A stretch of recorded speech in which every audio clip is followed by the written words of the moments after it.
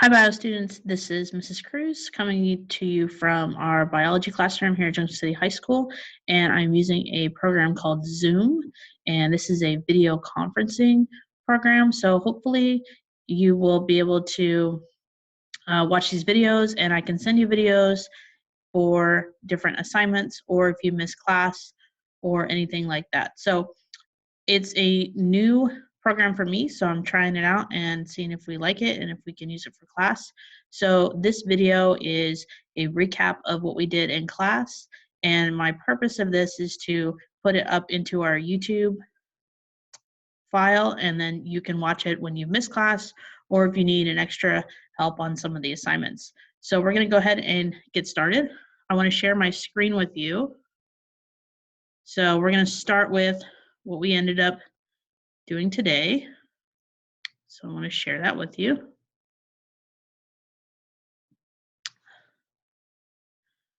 So today is 11/6/2017. Our EQ for today is how do I make a lab organizer into a lab report. So we just finished our gummy bear lab and we made a lab organizer to help with that. And now we are ready to make our lab report. So what you need to know to be able to do that are the different steps in the lab report and the lab report organization. And we will go over that here in just a minute.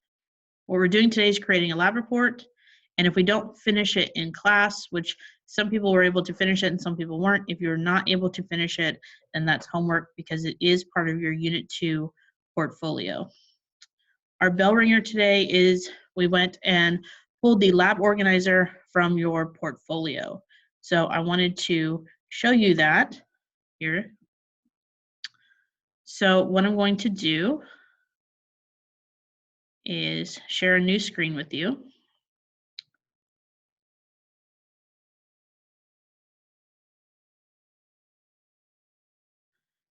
So let's go back and look at where we find this. My screen is in teacher mode, so yours is going to look a little different from mine. But we're going to go into our courses. We're going to go to our class, which is biology. We're going to scroll down till we find class assignments. That's the orange folder. So we're going to click on that. And then we're going to go into Unit 2 assignment. So we're going to click on that. Scroll all the way down to the bottom where you see Osmosis, Gummy Bear, Lab Report. We want to click on that. So when that comes up, you'll have a PDF file that you want to download. So we'll open that up.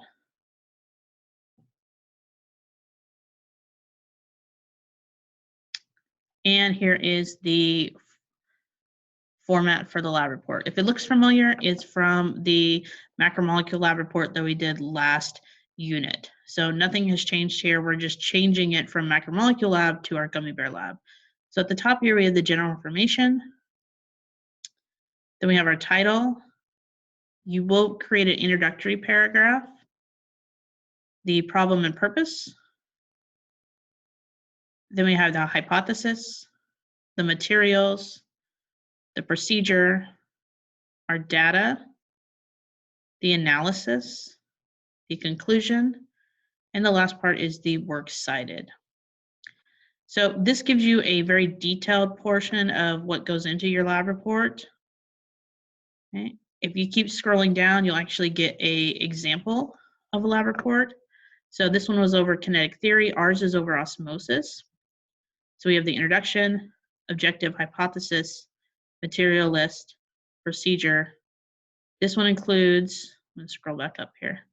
This one includes a picture and the data and a graph, the calculations, the conclusion, and also the places where there's a place for works cited. So you've actually done a lot of this work already.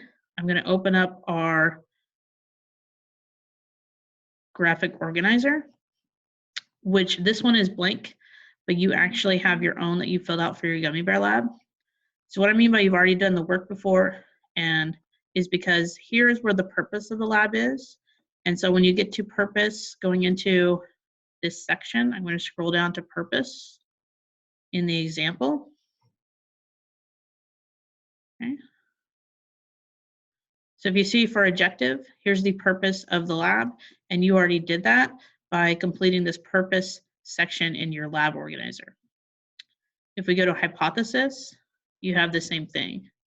Here's the hypothesis section, and you've already completed this by completing this hypothesis section on your lab organizer. So a lot of the work you've already completed, but you want to make sure that you use your lab organizer to help you create this. Okay. When you go into procedures, you want to use your procedures section from your lab report to help you create that. I'm going to scroll down, and I'm going to scroll down here. This section is for your data. Now, obviously, this is a different lab, but you're going to take the data from your lab organizer here in the box, and you're going to record it on your data page. So this lab includes a picture, a table, and a graph. Most people have done a table to do their pre and post lab organization with their weights or their measurements. So that might be a good thing, but don't feel like you don't have to do a table. If you like to do a graph, you can. If you'd like to add a picture, you can. Okay. The results is where you're doing your analysis. So you should have a difference between your pre-lab gummy bear and your post-lab gummy bear, whether you put it in water or you put it in vinegar, but you will have a actual analysis that you'll do. So this part is part of your change. So when we talk about the data and the change between pre-lab and post-lab, you're going to put your change values in here. Okay. Going back to the lab organizer, the last part is the conclusion. And again, you have a conclusion section here at the bottom. If you pull anything from the internet, make sure that you cite that space.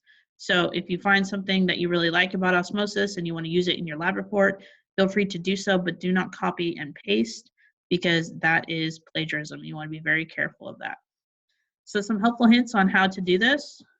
I would go ahead and go up to the top, and I'd actually start by doing the objective first. So I would start by taking my lab organizer that I have here and start putting in the parts that I already know: purpose, hypothesis, materials, any safety precautions that you had, and then start into your procedures.